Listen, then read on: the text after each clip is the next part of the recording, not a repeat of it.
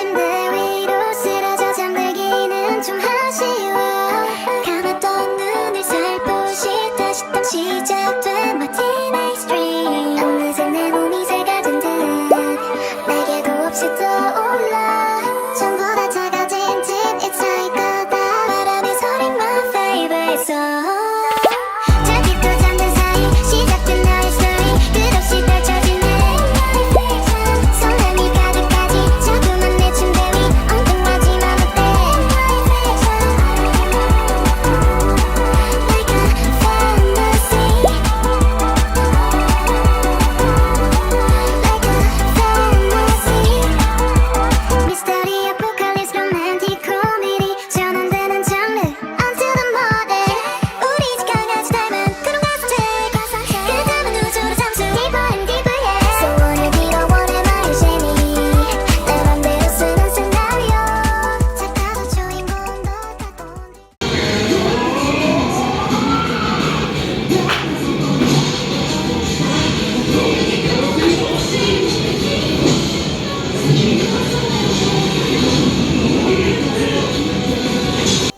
Hello everyone, this is Mingming or Rachel at yun, mag-voice over na ako dahil super loud ng music, no, hindi niyo maririnig yung boses ko. So as of now, I think unti lang talaga yung mga con-goers, and expect ko na rin na hindi ganun karami yung pupunta.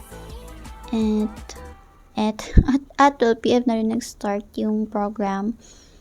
At ito si Jonathan ko, kasama ko ang aking assistant for today. Yeah, so we're still having fun naman. Okay naman kami. So, yun na nga, nag-start na yung event. Tapos marami na rin closers and con-goers na mga nagsipuntahan. And, ayun, okay naman yung benta itong araw na to. At maaga rin natapos yung event, I think 4 PM, kaya yung ibang merchant nagsiuwi na rin at nagligpit. Pero kami, ang balak namin sana hanggang 5 PM, pero mga 4:30 nagpack na rin kami kasi wala na talagang ganong tao and mahina yung foot traffic. Kaya ito, pinagagawa namin, nagmamodel-model na lang kami ng aking bagong tote bag. Yan yung aking bagong design, si Keto at si Satoru, Gojo at si Keto. Yan ang aking bagong tote bag. Hello everyone, tapos na yung event ng cosplay.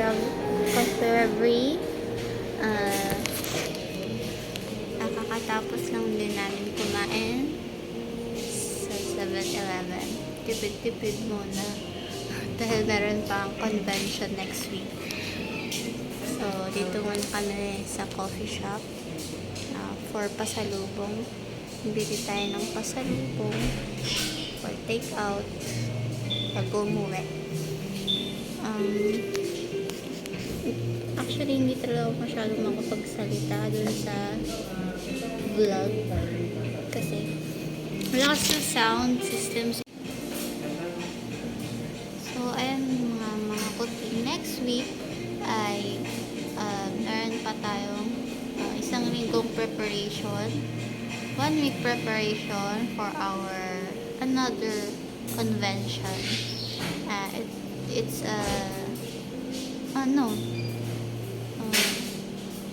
It's a 4-day event. So, kailangan natin ng maraming pahinga. Kailangan ko rin gumawa ng bagong designs.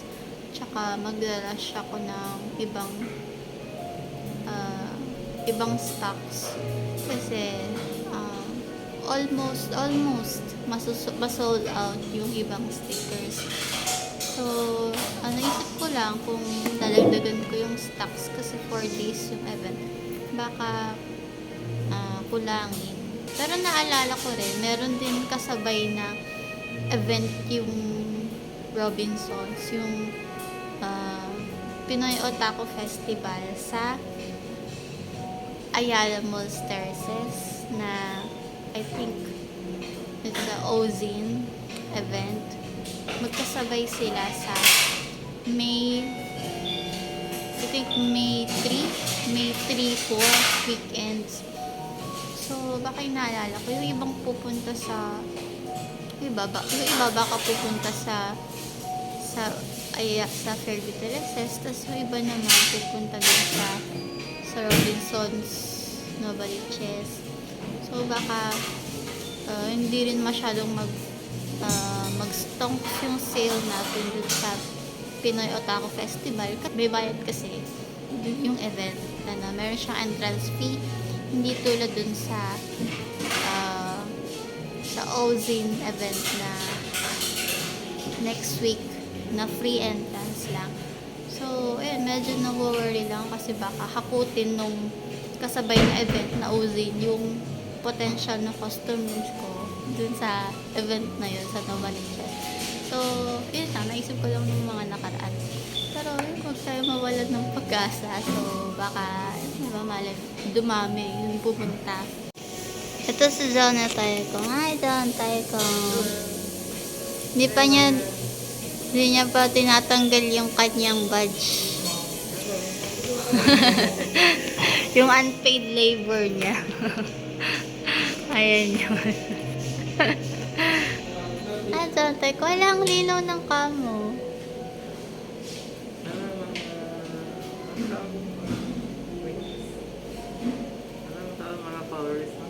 Kuting. What's up, madlang people? Woo! Anong masasabi mo sa event natin ngayon? Okay. Saya. Napagod ka ba? Yung sales natin, i-rate mo 1 to 10. Anong rate mo sa sales natin for today? What do you mean 10? Very good. Kasi Supportive ang community. Lalo na yung ibang organizers na bumibili sila sa atin. Diba? Yun naman talaga dapat. Yun lang. Yun lang.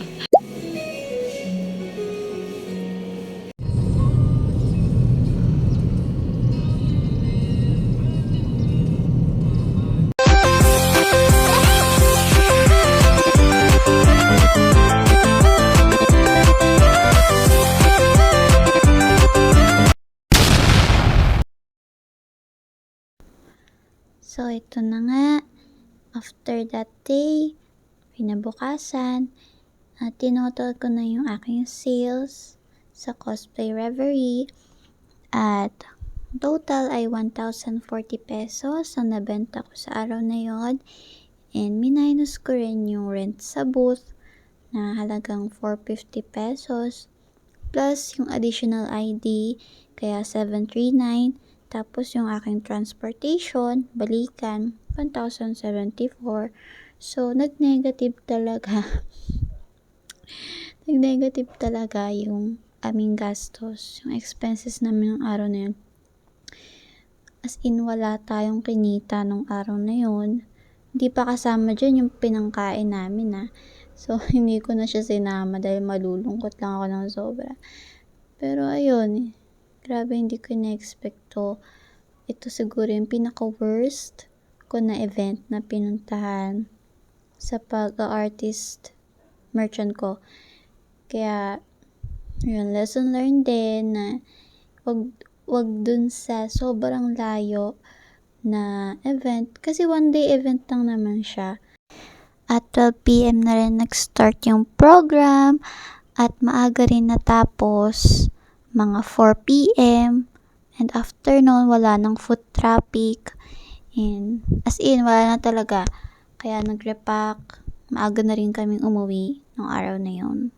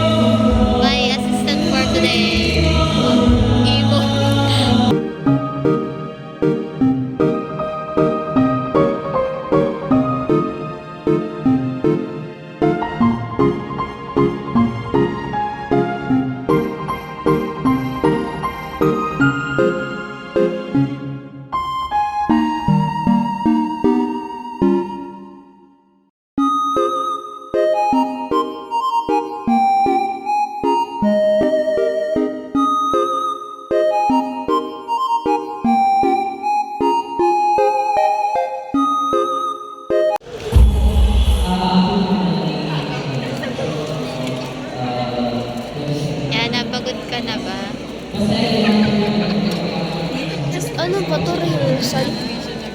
Ayan, sa kanila. Oo nga, di ba nag-i-start? 11 na.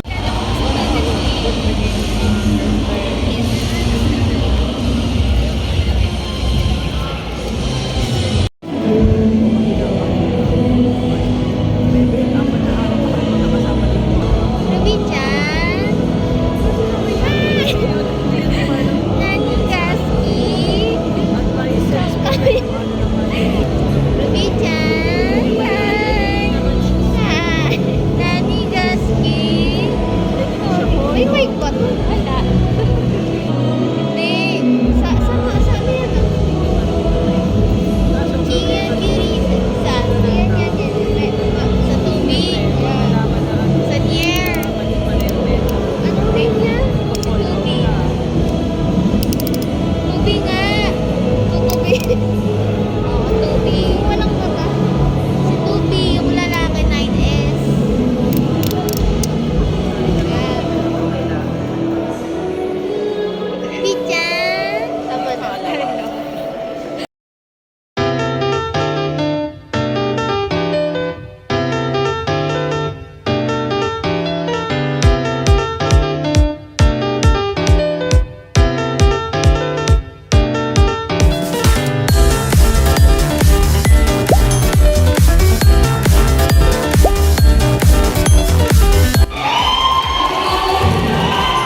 Ginagawa ni Yana. Ano ba yan, te? Inapti.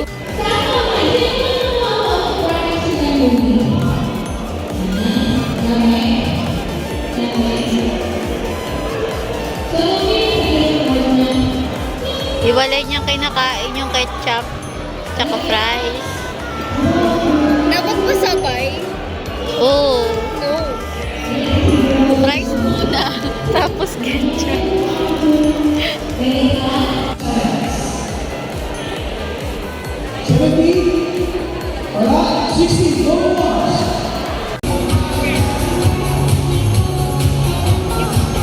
Up to the stage.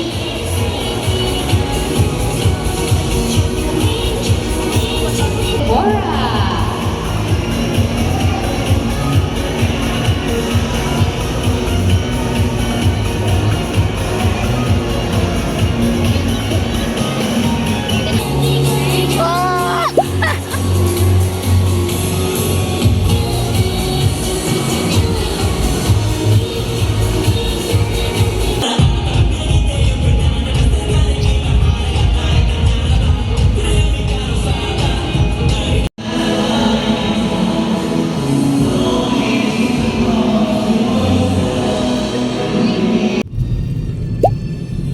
Day 2.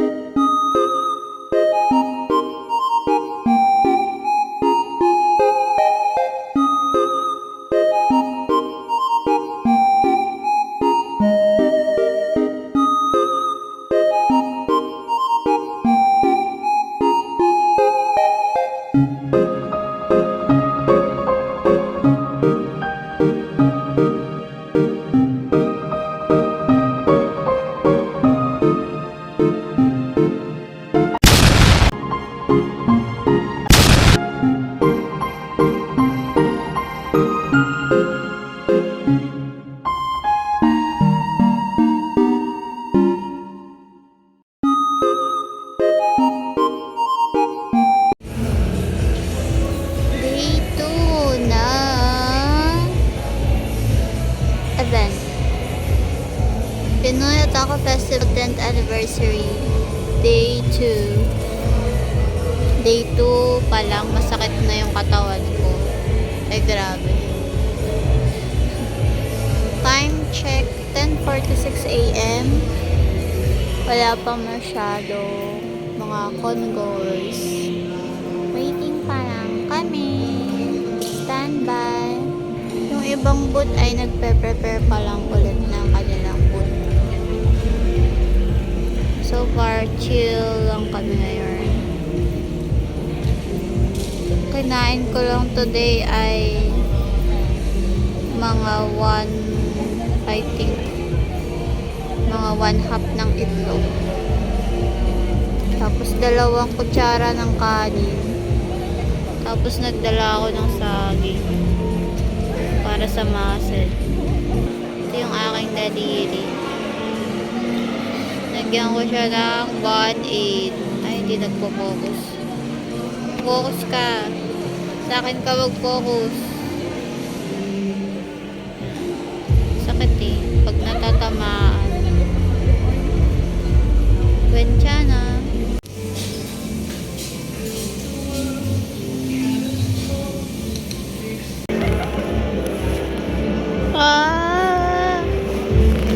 Ano ka ba, Cinnamoroll?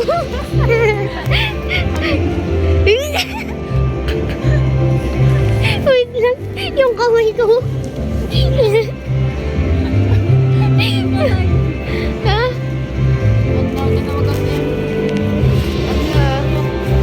Umarang. Alam mo yung meme? Nakaturn on? Paano? Nakaganon yung napakalamig tapos nag-ice core. Yes. Nice one. Kaya mo na may gamot-tawan ako. Ready. Hi! Hello. What's up, people? What's up? Kevin! Yo, Mingming ay, ano? Mingming.ix. Pakita ko na rin. Guys, shoutout nga po sa mga ano dyan. Tayo dito mga tropa ko, sa mga magulang ko, sa mga ano ko, tropa ko dyan. Sa mga ano ko. Ay, hindi, pala nang mga doon, di ba? Parang biglang naging ano sa Diba? left. Iba Ito si talaga ate. dapat ikaw. Ay, ako. Iniimbitahan namin po kayo sa booth ni Ate Mingming.ix. Ayun, no? Guys, isa akong certified. Sulit to guys, 400 pesos plus may ano pa kayo. Kung bibili kayo nito guys, may ano pa kayo. Mapakita niya talaga. Diba? May free keychain pa kayo mga pare ko eh. Tapos may sticker pa 5. Tingnan nyo. Saan ka pa diba? Hindi na kayo Pila nag-promo. Hindi na kayo lugi dito para nag-marketing yun. No? May talent fee ako dito. Ano doon? Bayad na Wala. lang. Dengit, di joke lang. Sinulat mo na sa free yan. 5 races. Only, certified racist, certified satisfied customer is only here at Philippine Otaku Festival. Dito lang sa Robinson's Malls. Our favorite place. Our favorite place. Di ba? May marketing na, di ba? Wait, thank Yes, you. marketing pa. Guys, kung gusto nyo ko i-add, follow nyo po yung aking cosplay account. kai.cos. Search nyo lang sa Facebook. Wow. Tapos yung profile ko, naka-mid outfit ako. Yes! Ito pala guys, huwag niyo po kakalimutan na i-like ang page ni Ate Dwayne. Ito, tama ba? Mingming.ix. Huwag niyo po kakalimutan. Wow! Like and Promote! subscribe, and follow lang guys. Wow! Solid, super solid. Wow! Maraming salamat po kayo. 하루의 끝인데 위로 쓰러져 잠들기는 좀 아쉬워 감았던 눈을 살포시 다시 또 시작된 my teenage dream 어느새 내 몸이 새가 된 듯 날개도 없이 떠올라 전부 다 작아진 tip it's like a 바람이 소린 my favorite song 잠기 또 잠든 사이 시작된 나의 story 끝없이 펼쳐진 내 설렘이 가득하지 자꾸만 내 침대 위 엉뚱하지만 어때 Like a fantasy Like a fantasy Mystery, apocalypse, romantic comedy 전환되는 장르 Until the morning 우리 집 강아지 닮은 그런 가슴 take 그 닮은 우주로 잠수 Deeper and deeper yeah 소원을 빌어 원해 나의 재미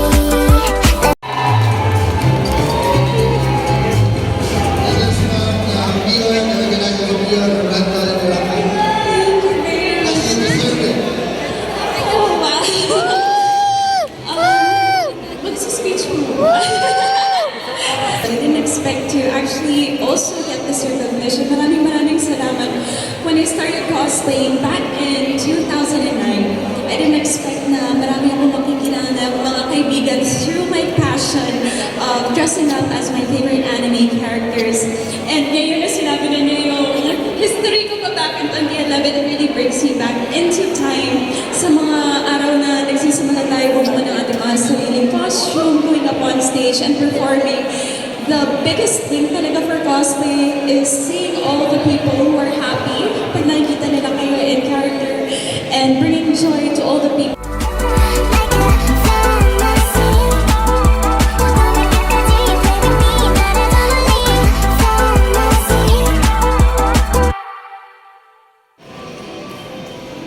So, katatapos lang ng day 2 ng Pinoy Otaku Festival 10th anniversary. So, pauwi na kami, hindi na kami kumain. Kasi, gusto namin magpahinga.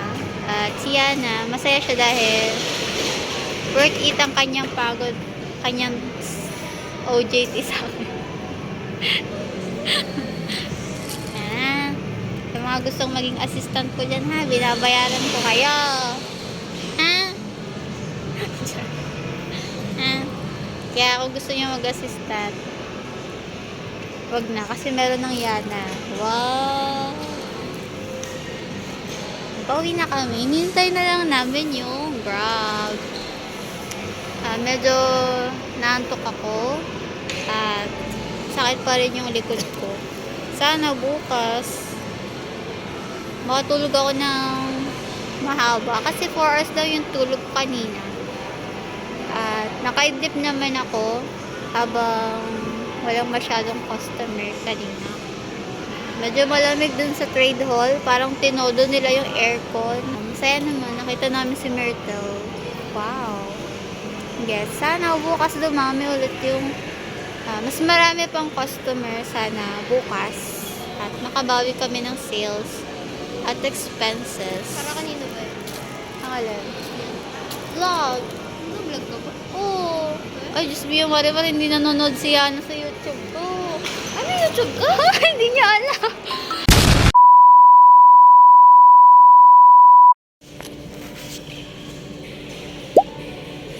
Day 3 ng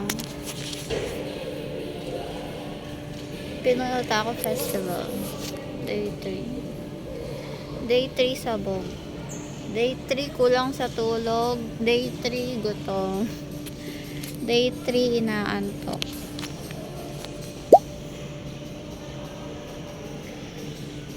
Hindi pa kami nakakapag-prepare ng bus. Wala pang masyadong tao.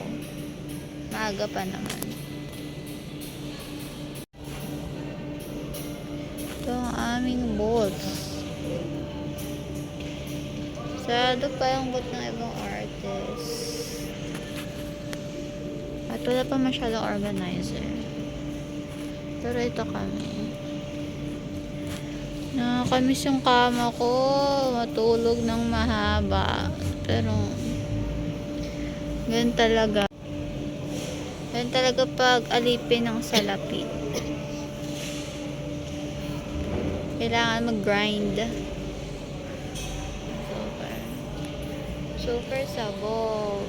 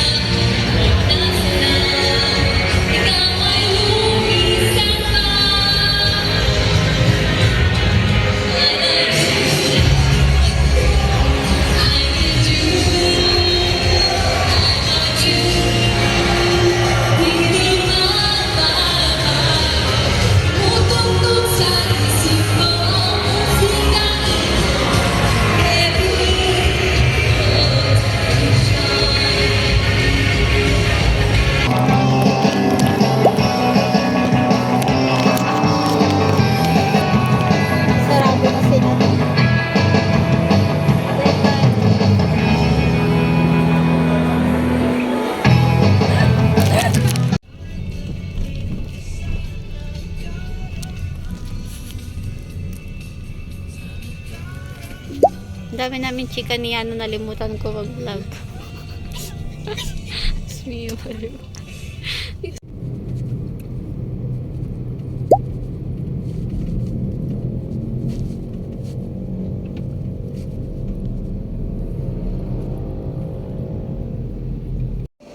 Hello, what's up, madlong people?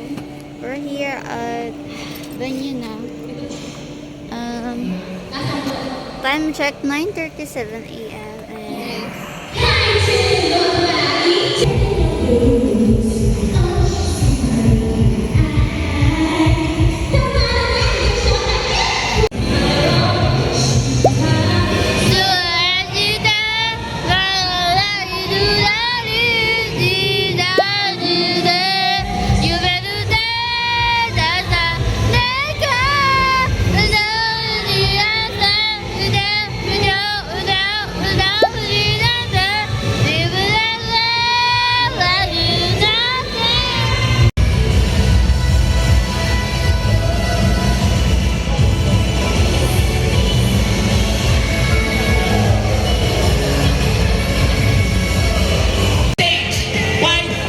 Why Cody Stark? Cody Stark probably the best man who could take away the world title from The Undertaker as at the moment. You know, I'm getting excited how this will go right now. Those of that prestigious champion, respect sometimes doesn't just cut it, you know? And that's what this business is all about. Being the man, being the best in the world. And in order to become the best in the world, you need to become. Well, at least they don't have myself a people now, right? You can take a respect it. But right now, look at this. Jacob Fatu under the super kick by Jey Uso. And look at this, staggering. And look at this, Jacob Fatu is incensed. And look at this, Pakito and JBL are now going in with Stone Cold.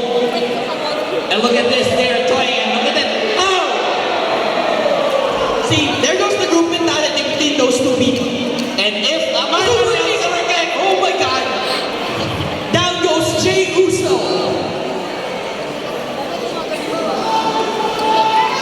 Jay's asking for more. Come on. And look at this.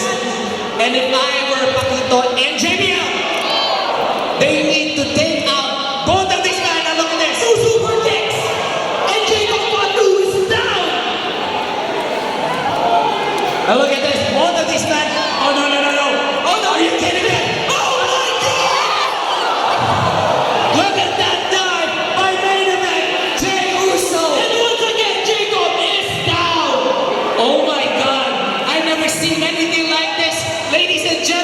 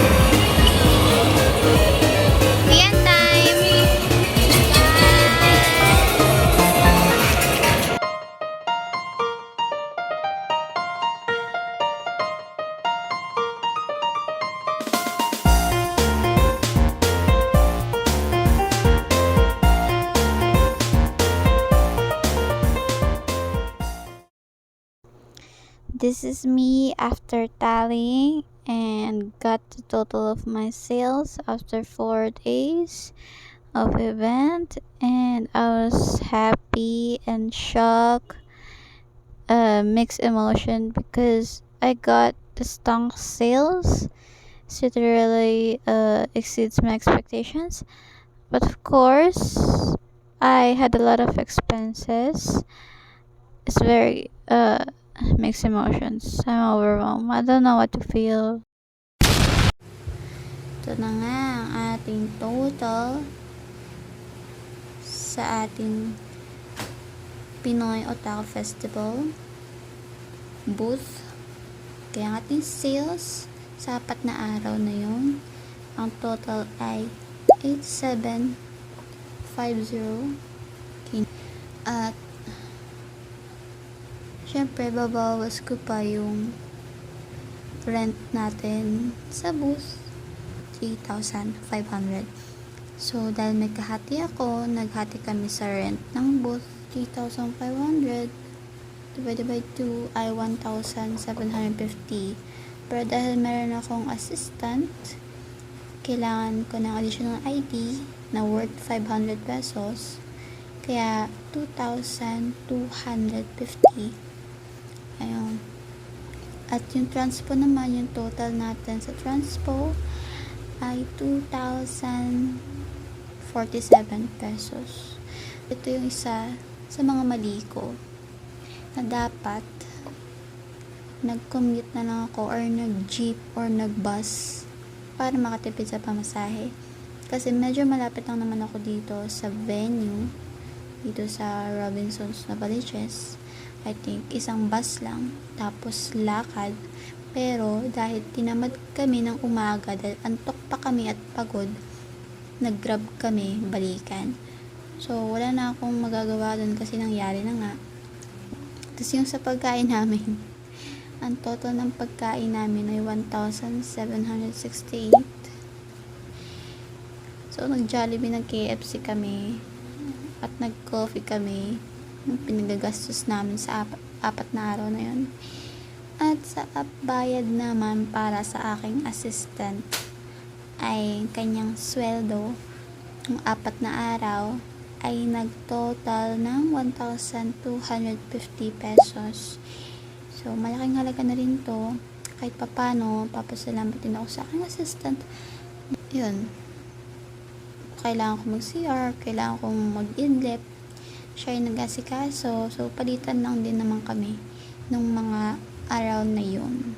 Aking profit, OMG, ang aking profit ay tumataginting ng 1,435 yung natira sa akin. OMG!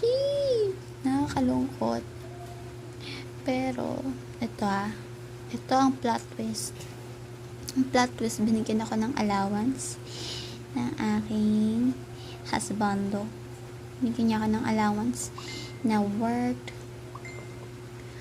3,000 pesos. So, kapag tinotal ko yung 8,750 na aking revenue at yung 3,000 pesos, meron tayong 11,750 lahat. So, ito, tapos i-minus ko yung lahat ng expenses. At ang ating profit na natira ay 4,435 pesos. Diba? Kung wala kaming allowance, lulungkot talaga ako ng super. Ito na aking pera na nandito ay 4,435 pesos. Ayun.